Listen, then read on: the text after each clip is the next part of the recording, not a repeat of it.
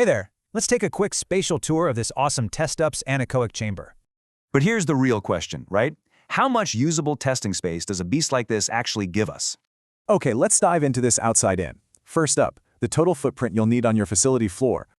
Looking at the absolute outer edges, this thing demands a length of exactly 6,740 millimeters.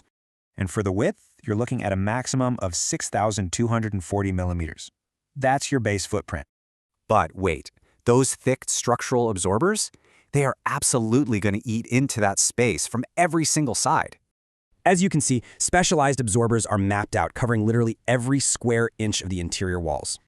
Notice those massive 500mm absorbers right in the middle, plus the 300mm ones lining the rest.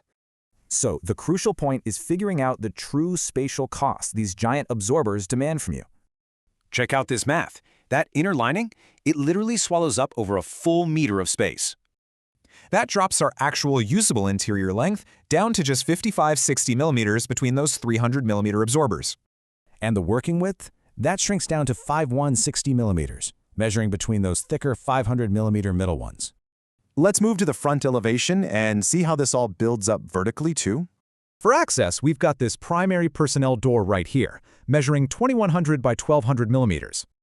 Now what's really interesting here are the connector panels and filters, perfectly placed to keep that RF shielding intact. Rounding out the physical size, the whole enclosed structure reaches an exterior height of 4,640 millimeters. So, here's the ultimate question.